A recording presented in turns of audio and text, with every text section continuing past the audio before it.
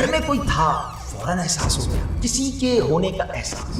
میں خود نہیں آیا، مجھے بھیجا گیا، تم میرے گھر میں کیسے داخل ہوئے؟ وہ کہتے ہیں خدا کی قسم اگر تم نے مجھے اس کے بارے میں بتا دیا تو میں اس کے پاس چلا جاؤں گا اور پھر اس کے ساتھ ہی رہوں گا۔ وہ کوئی اور نہیں، آپ ہی ہیں، میں ہوں عزرائیل، موت کا فرشتہ۔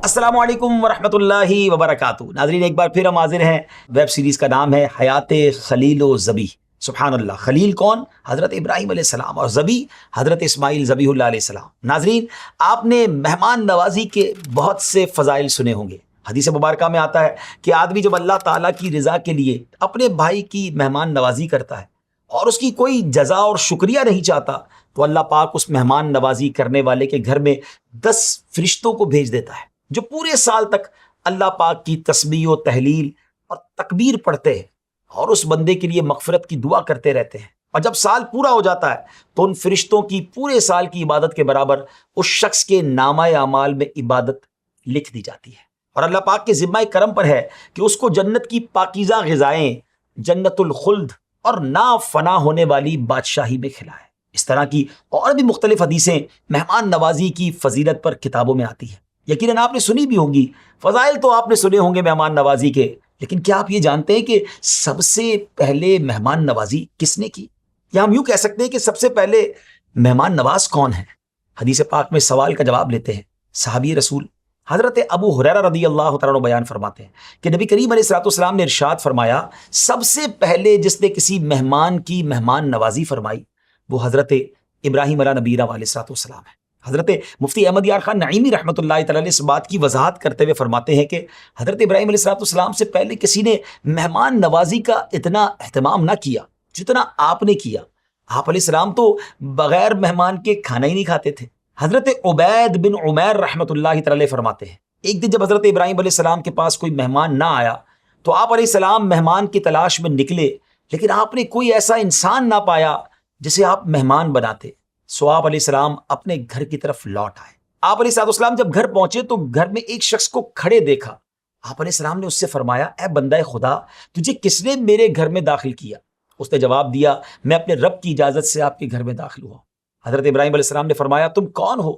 عرض کی، ملک الموت یعنی موت کا فرشتہ عزرائیل ہوں۔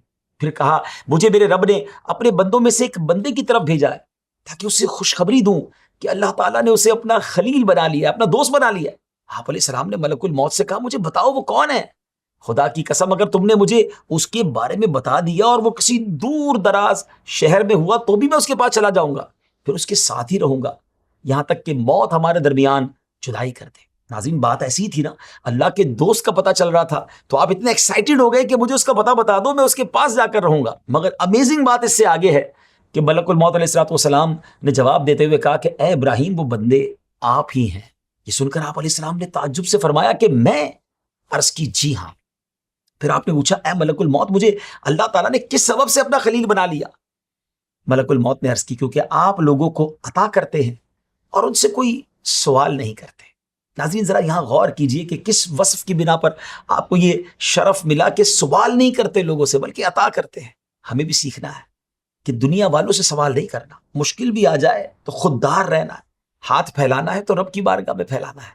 ہاں، ہمیں کیوں کسی کو اپنا غم بتانا ہے، کیوں کسی کو اپنا دکھ بتانا ہے؟ ایک بڑا پیارا شعر ہے نا، کسی کا احسان کیوں اٹھائیں، کسی کو حالات کیوں بتائیں، تم ہی سے مانگیں گے تم ہی دو گے، تمہارے در سے ہی لو لگی ہے۔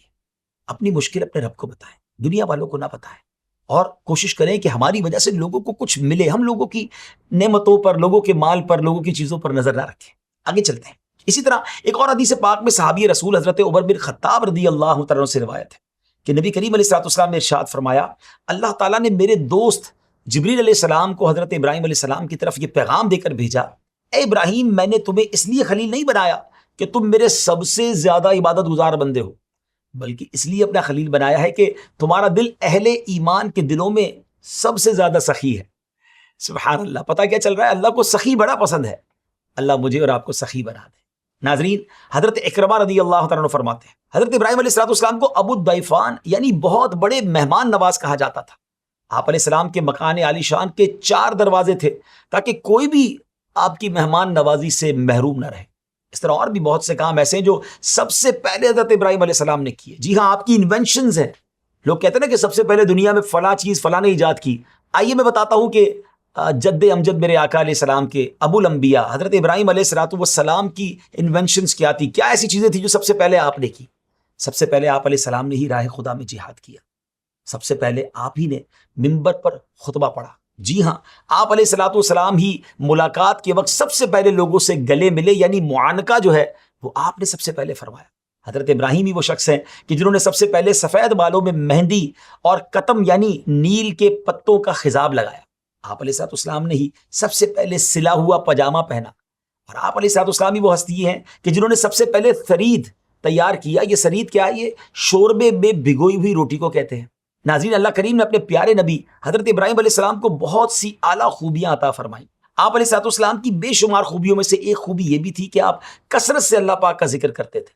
اور حضرت خالد بن معدان رحمۃ اللہ تعالی علیہ فرماتے ہیں، جب حضرت ابراہیم علیہ السلام کے سامنے برتن میں انگور پیش کیے جاتے تو آپ ایک ایک دانہ اٹھا کر کھاتے، اور ہر دانہ کھاتے وقت اللہ کا ذکر کرتے تھے۔ آپ علیہ السلام کے اوصاف میں یہ بھی ہے کہ آپ بڑی رغبت کے ساتھ نماز ادا فرماتے تھے۔ حضرت کعب رضی اللہ عنہ فرماتے ہیں، ایک بار حضرت ابراہیم علیہ السلام نے اللہ پاک کی بارگاہ میں عرض کی، اے میرے رب، مجھے یہ بات غمزدہ کرتی ہے کہ میں زمین میں اپنے علاوہ کسی اور کو تیری عبادت کرتا نہ دیکھوں۔ اس پر اللہ تعالیٰ نے آپ علیہ السلام کے لیے فرشتے بھیج دیے جو آپ کے ساتھ نماز پڑھتے تھے اور آپ ہی کے ساتھ رہتے تھے۔ آپ علیہ السلام ہر سال براق پر سوار ہو کر بیت اللہ کے حج کے لیے تشریف لے جاتے تھے۔ براق آپ علیہ السلام کی سواری کے جانور کا نام ہے، جبکہ بعض نے اسے آسمانی براق بھی قرار دیا ہے۔ آپ علیہ السلام کا حسن اخلاق بھی مثالی تھا۔ آپ لوگوں کو اللہ پاک کی طرف بلاتے، اور آپ کو اللہ پاک کی طرف سے اس پر استقامت کا حکم بھی دیا گیا تھا۔ حضرت ابو ہریرہ رضی اللہ عنہ فرماتے ہیں کہ نبی پاک علیہ السلام نے ارشاد فرمایا، اللہ کریم نے حضرت ابراہیم علیہ السلام کی طرف وحی فرمائی، اے میرے خلیل، تم حسن اخلاق کا مظاہرہ کرتے رہو اگرچہ سامنے والے کفار ہوں۔ ایسا کرنے سے تم ابرار کے زمرے میں داخل ہو جاؤ گے۔ بے شک حسن اخلاق والے کے لیے میرا یہ فرمان جاری ہو چکا کہ میں اسے اپنے عرش کا سایہ دوں گا، اپنی بارگاہ اقدس سے سیراب کروں گا اور اسے اپنی رحمت کے قریب کروں گا۔ حضرت ابراہیم علیہ السلام توکل اور تسلیم و رضا کے بھی اعلیٰ مرتبے پر فائز تھے۔ حکم خداوندی پر اپنے بیٹے حضرت اسماعیل علیہ السلام کو ذبح کرنے کے لیے تیار ہو جانا، نیز حکم خداوندی پر اپنی زوجہ حضرت ہاجرہ رضی اللہ تعالیٰ عنہا اور اپنے چھوٹی سی عمر کے بیٹے کو ویران ریگستان میں چھوڑ دینا اسی تسلیم و رضا کے مرتبے کا اظہار تھا۔